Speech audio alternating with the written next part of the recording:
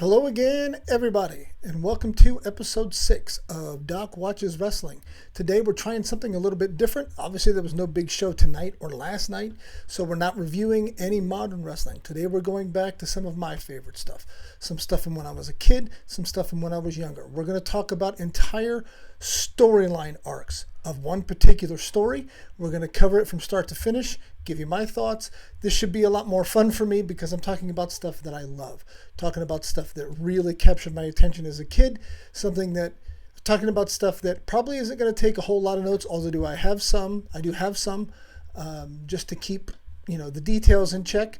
But I am very excited about trying this out. This will be once every couple of weeks kind of thing, I think. But so yeah, we're going to try it. We're going to see what happens, and we'll go from there. But today's topic is the Mega Powers, Macho Man Randy Savage and Hulk Hogan from 1988-89 time frame. That whole year and a half, really almost 2-year story that they built over the course of that time. In my opinion, the best long-term story arc they ever did in the WWF, even in the WWE. Make your claims for anything else, but I think the Mega Powers is the best thing they ever did. So let's get into it. Please let me know what you think about this concept. I will still, of course, be doing the wrestling reviews, but I figure I'm tired of talking about the new stuff. You're probably tired of hearing about the new stuff. Let's talk about some stuff that matters. Let's talk about some stuff that was way more fun. Let's talk about the Mega Powers from 1988 to 89 time frame, even into a little bit into 90. But let's get into it. So to talk about the Mega Powers, to start talking about the Mega Powers, you have to go all the way back to WrestleMania 3. WrestleMania 3, of course, at the time, the biggest show they ever did. In my opinion, the most important show they ever did. Even to this day, the most important show they ever did was WrestleMania 3. It was the one that really put them on the map, really put them over the top. And the two big headlining matches of that show, Macho Man Randy Savage and Ricky the Dragon Steamboat for the Intercontinental title. And, of course, the main event of Hulk Hogan and Andre the Giant for the WWF Championship. Macho Man Randy Savage and Ricky the Dragon Steamboat, widely regarded as the best match on the show, obviously. And then, in my opinion, one of the top 3 WrestleMania matches of all time. And of course, Ricky Steamboat wins that match. Small package roll up in the middle, 1, 2, 3 after a terrific match. Ricky Steamboat wins the Intercontinental title. This also begins the slow build of Macho Man Randy Savage becoming a good guy, leading us into our storyline that we're talking about today. And then in the main event, Hulk Hogan beats Andre the Giant. The match is not particularly good, but 93,000 people were there to see Hulk Hogan and Andre the Giant. So it was a huge spectacle, huge draw. Andre was in bad shape. It wasn't going to be a great match. Hogan slams Andre in the middle of the ring, hits him with a leg drop, wins, carries on takes the torch from Andre, kind of. I mean, Hogan was already a huge deal, but this solidified Hogan as an even bigger deal going forward. And this really kind of set the stage and lit WWF on fire, and away we went. So, like I said, the Savage Steamboat match kind of starts to tease Savage as a good guy. The crowd is getting behind Savage a little bit. They're starting to cheer him. They really like Savage. They know he's a very good wrestler, and they're really starting to turn more towards him. But we have to fast forward now all the way to October of 1987 to really solidify the face turn. It's Macho Man Randy Savage and Honky Tonk Man for the Intercontinental title. Honky Tonk Man had just recently won the Intercontinental title from Ricky the Dragon Steamboat. So it's Honky Tonk Man versus Randy Savage on Saturday night's main event in October of 87. And the match ends in a DQ. And then the Hart Foundation come down. And the Hart Foundation and the Honky Tonk Man proceed to beat down Randy Savage. This is also a key moment in kind of the Savage Elizabeth story, because this is the first time anybody really got physical with Elizabeth. Elizabeth stands in front of the Honky Tonk Man. She's trying to stop him from hitting Randy with the guitar. He grabs Elizabeth and pushes her down. It's the first time that's ever really happened. So it was a big moment. You can make the argument and be the Honky Tonk Man wasn't the guy to have that moment, but it's still a big moment.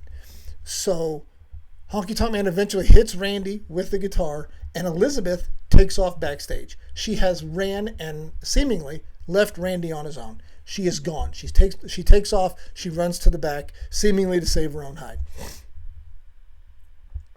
The Hart family, the Hart Foundation, and the Honky Tonk Man continue to beat down Randy Savage when all of a sudden Elizabeth comes back. And who she have with her? She has Hulk Hogan. This was a monster moment. I remember this moment. I remember it very well. Hulk Hogan coming down to make the save for Randy Savage was a huge deal. Not only is it Hogan showing up, but it also tells you Randy Savage is somebody Hulk Hogan deems worth saving. So Hogan comes down, they clean house of everybody, and just like that, this is the beginning. This is the start of the Mega Powers being born. We get an interview backstage later on where we get the famous Mega Powers handshake with the two of them, as you can see in this picture right here. Sorry, over here. So we are off to the races. We are off with Hogan and Savage being seen together as the two top good guys. But we can't go full bore with that yet because we have Survivor Series in 88. And so I'm sorry, Survivor Series 87. I apologize. Survivor Series of 87. And Savage is in the beginning of the card, and of course Hogan is in the main event against the Heenan family and Andre at the end. That show, we're not going to talk much about that show. It doesn't really matter. The results aren't all that important for what we're talking about today. But just for the proof, they weren't explicitly pinning them together yet. They had been shown as friends on TV. They were friends. They were friendly. Savage was a full-fledged good guy now. But the Mega Powers weren't really a full-force thing yet because we still had other business to take care of with Hogan and Andre. So now we get to the main event in 1988, February of 88 to be exact. And this is a show I will remember my entire life. This was a great show. It was a major story show, but it was also the story of heartbreak for one Doc, as it absolutely ripped his heart out of his chest. But the show's very interesting for a lot of reasons. One, we get the main event story of Hogan and Andre, but also the first match, the opening match, is Randy Savage and the Honky Tonk Man once again for the Intercontinental title. And Randy Savage, according to lore, according to backstage story, was supposed to win this match. He was supposed to become the Intercontinental Champion again, especially with the way the main event was going to go down. So Savage was supposed to be Intercontinental Champion. Honky Tonk Man decided he wasn't losing on that night, and he said no. Why the Honky Tonk Man had that kind of power, I don't know. But the Honky Tonk Man just said he wasn't going to lose. So they decided to go with the DQ in that match. And what happens with that changes the course of everything else. We'll get to that in a few minutes. But what happens with that changes the course of everything else going forward. We get to the main event. We get the twin referees. And the heel referee hired by Ted DiBiase makes a very clearly false 3 count on Hogan. Andre wins the world title. He then proceeds to give the belt up to DiBiase. And that show ends with Ted DiBiase as your world champion, having never won a match, and Hogan doing his typical just in tears after having lost promo. Really great story. Again, a young wrestling fan was just heartbroken that Hogan lost and the way he lost and everything that happened. But terrific story. Well done. Nothing like that on TV had ever been done before, so it was great. Now, we had to do it this way. We had to get the belt off of Hogan because Hogan, after WrestleMania, is leaving to film his monster hit, his mega blockbuster, No Holds Barred. So he had to be off TV for really just a few months, but he had to be off TV for a little while, so we had to get the belt off of him, which is how we get to the tournament that's coming that we'll talk about in just a second. But so after the main event, after that huge show, Jack Tunney comes on WWF television. Of course, Jack Tunney, the fictional WWF president, the television WWF president, announces that Ted DiBiase isn't the champion, Andre's not the champion, and Hogan's not the champion. He announces that at WrestleMania 4, there will be a 14-person tournament, a one-night tournament to decide the new WWF heavyweight champion.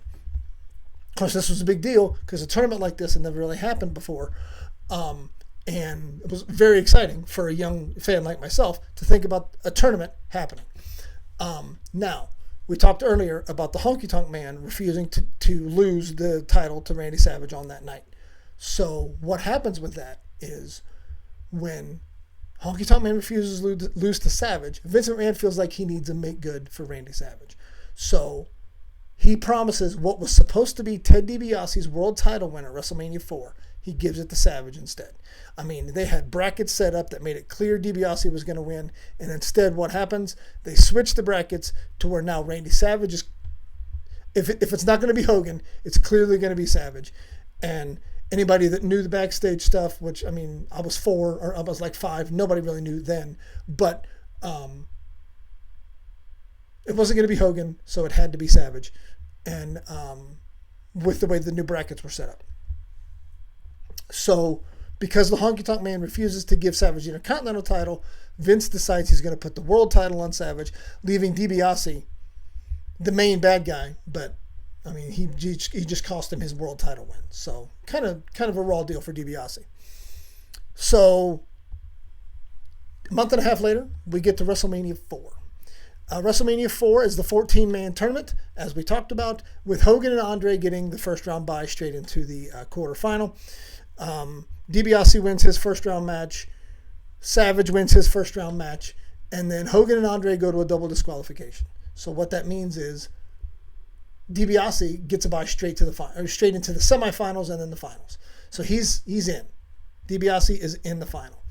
And then Randy Savage wrestles Butch Reed in the first round, Greg Valentine in the second round, and then One Man Gang in the semifinal to make it to the final where it's Savage and DiBiase.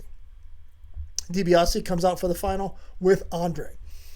DiBiase and Andre together. And then, of course, it's Savage by himself with Elizabeth. Elizabeth, obviously, no match for Andre. So it's it's Savage and DiBiase with Andre with a lot of interference. Andre interjects himself a lot in the match. And so eventually, after a long time of Andre interfering, Savage comes over to the corner, sends Liz to the back. Now, if you've paid attention, this time you know exactly where Liz is going because they've done it before on television. Liz comes back. This time, to nobody's surprise, she's got with her Hulk Hogan. So Hogan now cancels out Andre because at one point he just takes Andre out. The referee's distracted with Andre while Ted DiBiase has the $1 Million Dream, his finishing move, on Randy Savage in the middle of the ring. Hogan sneaks in from behind, blatantly cheats, but hits Ted DiBiase in the back with a chair. Randy Savage off the top rope with the big elbow. 1, 2, 3, and Randy Savage is the new World Heavyweight Champion after WrestleMania 4. You get Savage, Hogan, and Liz all celebrating in the ring together. This is kind of the official jump off, the official starting point of the Mega Powers. And like the official, we're going to go with them together as a team going forward moment. And this is the beginning of the best year-long story WWF, WWE, whatever you want to call it, ever told. This is the beginning. The three of them in the ring together. Gorilla Monsoon even says, what a threesome, which is kind of a weird choice of words if you think about it now. But the three of them together in the ring, really the kickoff of Savage as the champion. Hogan's going away for a little while, but the Mega Powers are a major thing, and they're ready to go. So after WrestleMania, Hogan goes off, as we talked about, and filmed his mega hit, No Holds Barred, and really just set the world on fire with this movie. It's just the best movie ever. That's heavy sarcasm in case you can't figure that out. But it's a terrible movie. I mean, it's for wrestling fans, it's kind of a cult classic, but it's a terrible movie. So that leaves Savage on his own to work the main events. A lot against DiBiase, one Saturday Night's main event against Andre. Lots of, working those types of guys. And then there's one Superstars taping where DiBiase and Andre jump Savage, leave him laying, which leads to Savage coming out and announcing he has a tag team partner for SummerSlam in the big main event match against DiBiase and Andre. And wouldn't you know it, his tag team partner is, of course, Hulk Hogan.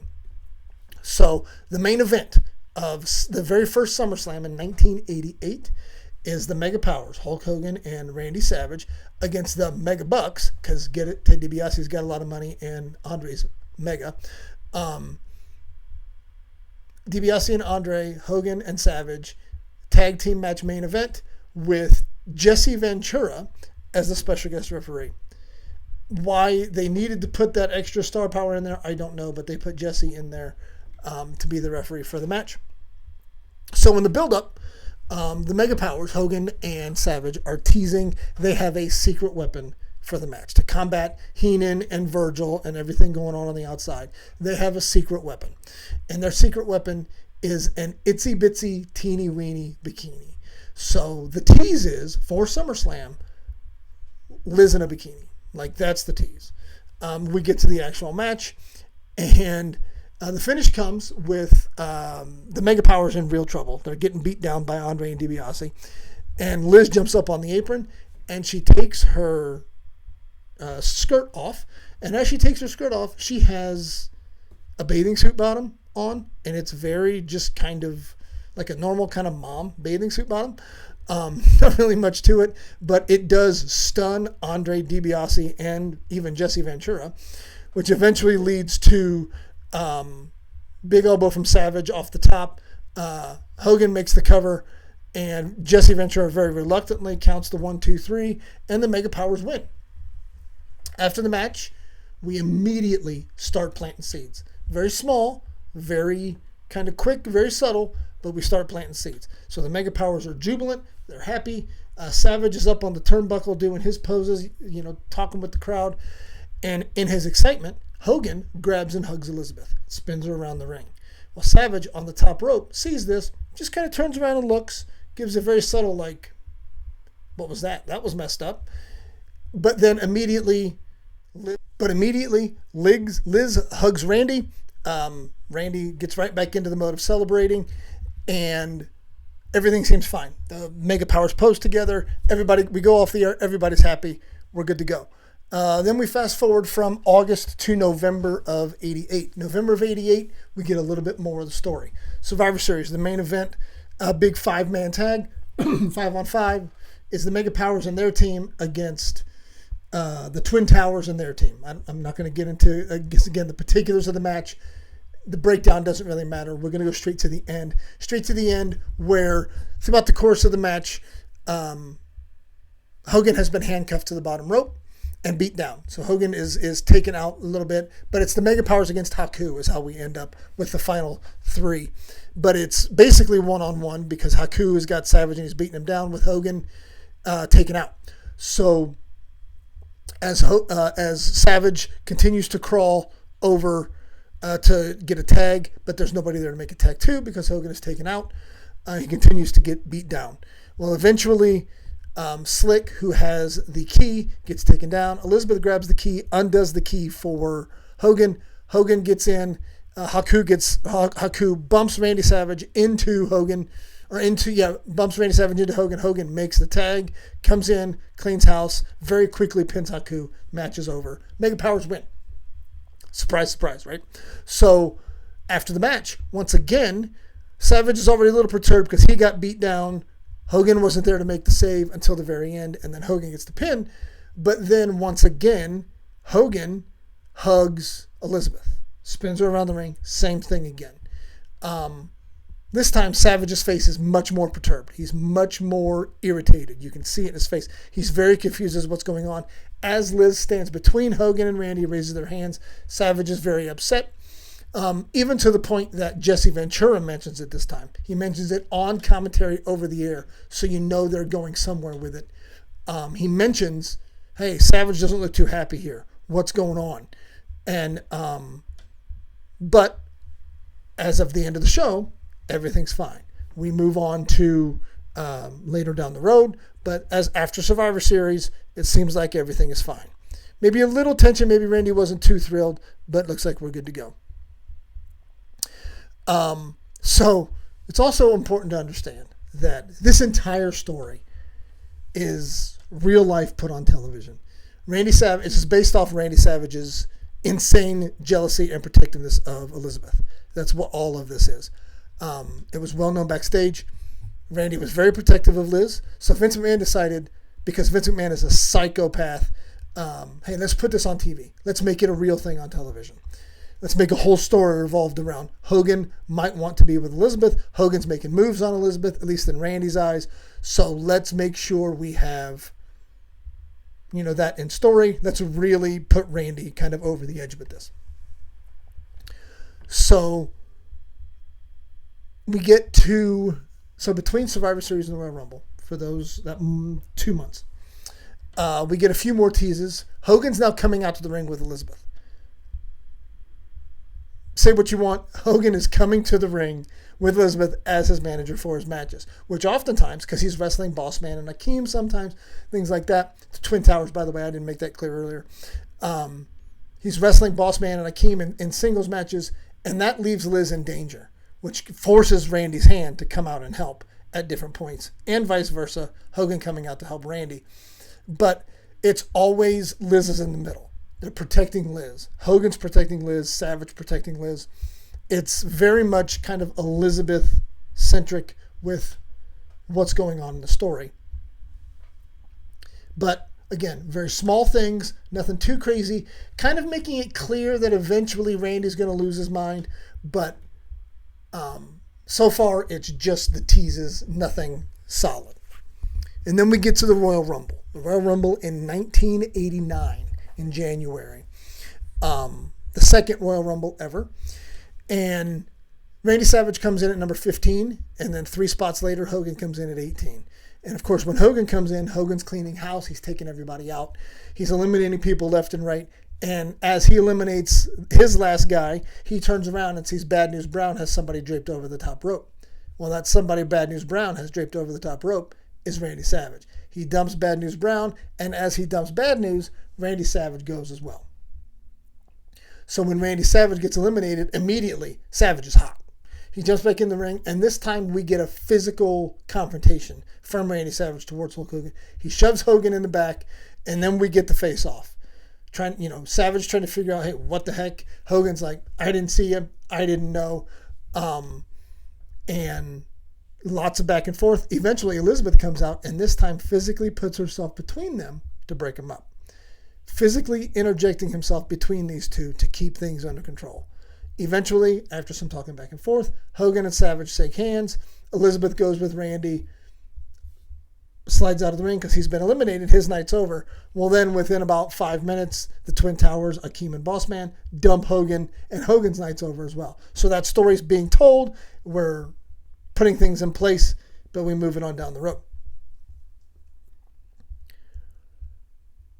Now we get to the main event in February 3rd of 1989.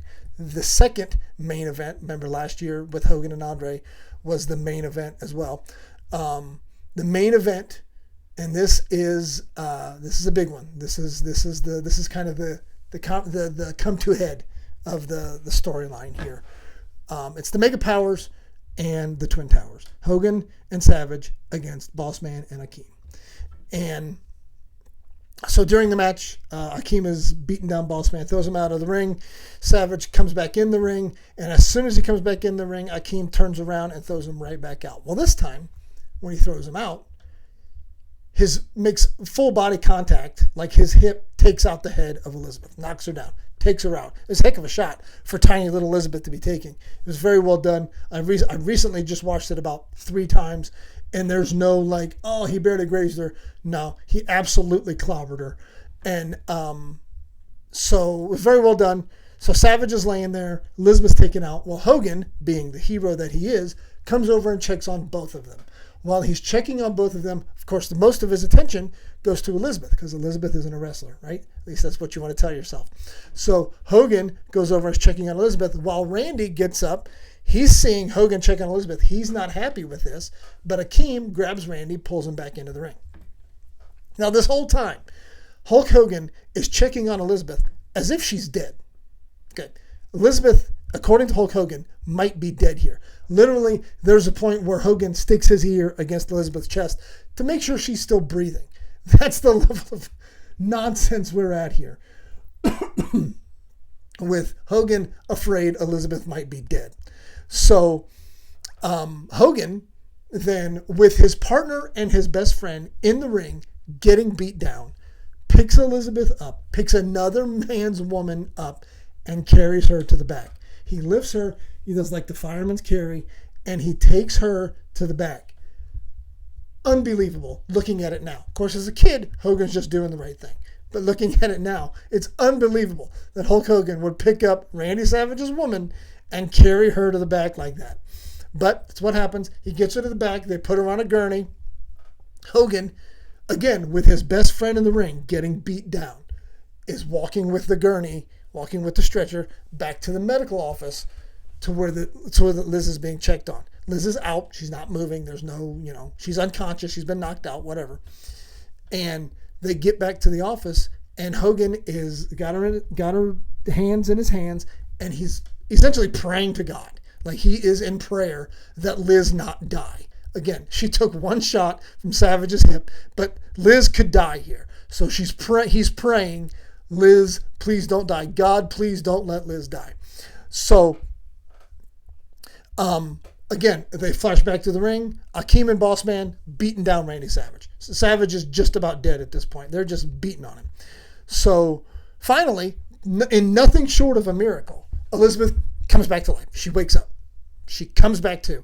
She sees Hogan and she's like, hey man, go help Randy. What are you doing? Like, I'm fine. You got to go help Randy. So Hogan goes full Hogan and runs back out. Now he's very interested in what's going on with Randy Savage. So Savage, who's been beaten down, had the crap kicked out of him for several minutes, now suddenly has help again. Savage starts to fight back just a little, just enough to kind of break away so he can go over and make the tag to Hogan. But as he goes over to make the tag to Hogan, he grabs his hand and then slaps the crap out of him. I mean, it wasn't a paintbrush. He smacked the crap out of Hulk Hogan in this scene. And jumps over the top rope and goes to leave. And then, of course, the crowd is all at Randy. You got to stay, you got to stay, you got to stay. Well, Savage teases like he's going to go back. He walks over, grabs his belt, and leaves. So like this is we're really putting the tension on now. We're really teasing the breakup now. So the match continues. Hogan is he's getting beat down, but he's also fighting back. And because this is 1989 Hulk Hogan, you better believe eventually he beats the Twin Towers 2-on-1. And then proceeds to go to the back to check to see what's going on with Randy, to check on Liz, all this stuff. So we get back to the medical room where Liz is dying still, right? She's and Savage is just berating her. He's yelling at her. He's yelling at Hogan. He's yelling about Hogan. He's talking about how Hogan's scared of him, all this stuff, and Hogan shows up, tries to justify his actions. I was just trying to help her. You look like you were fine. And Savage is having none of it. They argue. They go back and forth. Of course, Randy's doing the finger poke thing. Hogan slaps his hands out of his face. And eventually, Savage hits him with the belt. Takes him out. Hits him with the belt. This is where we get the jealous eyes and lust in his eyes lines from Randy Savage, where he's very clear Hogan's trying to make moves on Liz. But so then after Savage beating him down a little bit, he threatens to splatter Elizabeth all over him too. That's exactly what he says. I'll splatter you all over too. Savage grabs the belt and he goes to hold it over his head like he's going to really come down with it on Hogan. And Beefcake shows up to stop him. Well, Beefcake gets beat down for his troubles too. And this was really great. This was very well done. Even watching it again yesterday, tremendous. Just great stuff. Really a solid kind of end to the team. Really solid heel turn for Randy Savage. Very well done. The culmination of all the teases, all the little moments, everything like that. Very well done. I remember explicitly watching this as a kid. '89, we would have lived in England at the time. I remember watching this very, very well.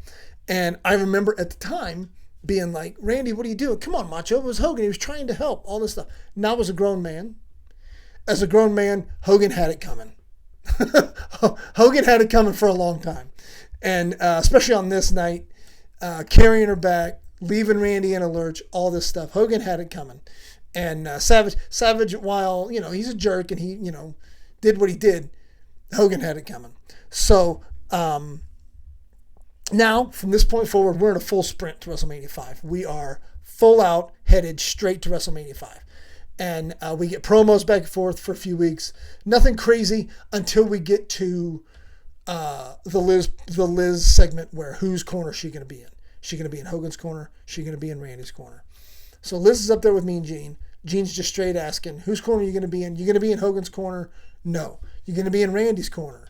No. She says she'll be there, but she's not going to be in anybody's corner because that's not going to cause problems. So yeah, let's just do it that way. But that's the route they decided to go. And so now we are at WrestleMania 5. Hogan versus Randy. Hulk Hogan versus Macho Man Randy Savage with Elizabeth in a neutral corner. And this was great. This was a great match. It was very well done. About 10 minutes into the match, Randy gets tired of Elizabeth's nonsense and sends her to the back. So now it's just Hogan versus Randy. Randy at one point bloodies up Hogan. And then, of course, because it's 1989, because it's Hulk Hogan eventually wins. And it's the logical end of the story, Hogan getting the belt back from Randy. But Hogan, big boot leg drop to Randy Savage, and Hulk Hogan is the World Heavyweight Champion again. And you would think that would kind of be the end of the story, but we do carry it on a little bit.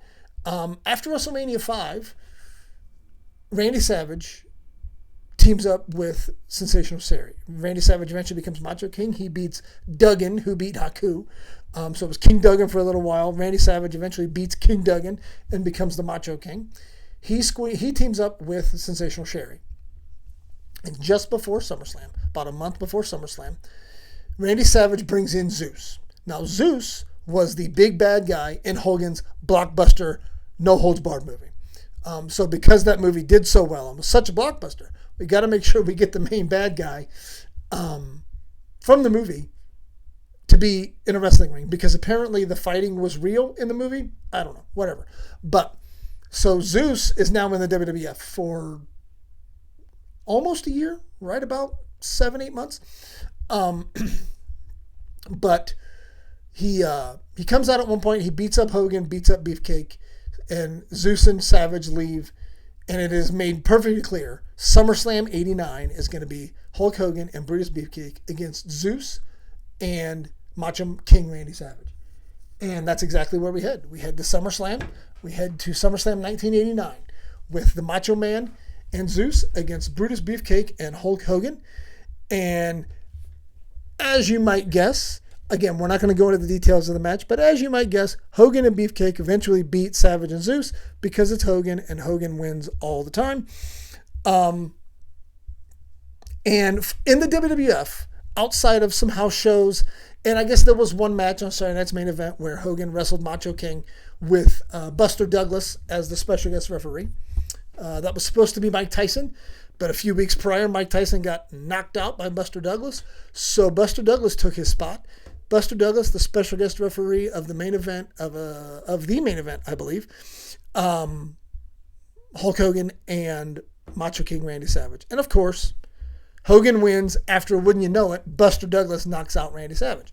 So outside of that, and then some overseas shots, I believe even in England at the time, we got a main event kind of similar to that tag team match. I don't remember exactly who it was, but I remember watching it on TV. It was Macho King and somebody against Hogan and Beefcake. And it was an England show just for the England crowd. So you didn't get a lot more of Hogan Savage on WWF television. So then in the 90s, Hogan and Savage have a major falling out in real life, wouldn't you know it, over Elizabeth. Elizabeth and Randy Savage's marriage is in trouble. Hogan seems to lean more towards Liz, Hogan and his wife are helping Liz. Savage finds out. It really puts a damper on their friendship for just a little while. And then in 1993, Hulk Hogan leaves WWF, and then for a year and a half is not in wrestling. And then, or about a year, I guess, isn't in wrestling. And then in June of 1994, he signs with WCW. And that's kind of the end for a little while of the Hogan Savage story. There is more to the Hogan Savage story in WCW, but I will save that for the NWO storyline that I plan on doing here in just a few weeks, because that storyline it's incredible, but at the same time, I have my own opinions on it. I'll share those at a later date. But so that's the Mega Power story from WrestleMania 3 to SummerSlam 89. That's the story. Again, in my opinion, the best, especially 1 year story, WWF has ever told. WWE ever told. You can have the bloodline. You can have whatever you want. The Hulk Hogan, Randy Savage story was the best, biggest draw storyline they ever did for 1 year. For a 365-day story, it was the best they ever did. And that's my thoughts on the Mega Powers. That's the rundown. That's my thoughts. That's how I feel. Tell me what you think. Please comment on this. Tell me what you think. Tell me what you think of this format, going through a storyline rather than matches or shows. I figured I'd try something different and just see if it works. And please like the video. Please subscribe to the channel. If you're new to this, if you're just seeing it, if you've watched and haven't subscribed, please subscribe. I need some more subscribers. I need some more views. Please share this with somebody you think might be interested in the video. Again, please comment. Let me know what you think. Let me know if you're old enough to remember. Let me know what you think of the Mega Power storyline. And with that, this will probably be it until Saturday night's main event with John Cena's last match. But for now, thank you so much for watching. If you made it all the way through, I do apologize for the technical glitch in the middle. My camera just kicked off, but I figured rather than try the whole thing again, I just pick it up and we continue forward. But thanks so much for watching.